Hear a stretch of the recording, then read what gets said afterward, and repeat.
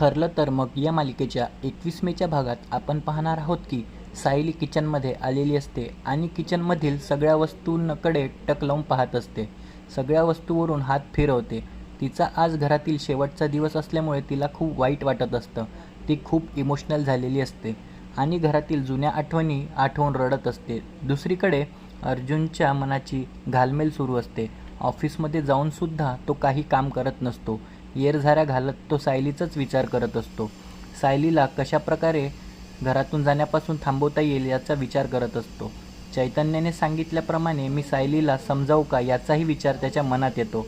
त्यानंतर आपण पाहतो रात्री अर्जुन घरी येऊन झोपलेला असतो. तेव्हा सायली घर सोडून जायला निघाली असते. ती अर्जुनसाठी एक पत्र लिहिते आणि अर्जुनजवळ जाऊन त्याच्या डोक्यावरून हात फिरवायला जाते. पण ती हात पटकन मागे घेते आणि आपली बॅग घेऊन अर्जुनकडे पाहत तिथून निघून जाते.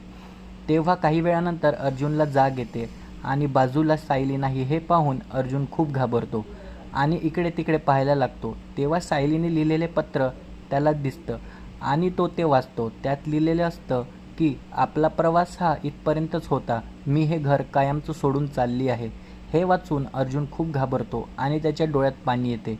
आता पुढे येणाऱ्या भागात अर्जुन सायलीला कशाप्रकारे घरात आणणार हे पाहणे अतिशय मनोरंजक ठरणार आहे. ठरलं तर मग या मालिकेचे संपूर्ण अपडेट पाहण्यासाठी आमच्या चॅनलला सबस्क्राईब करायला विसरू नका.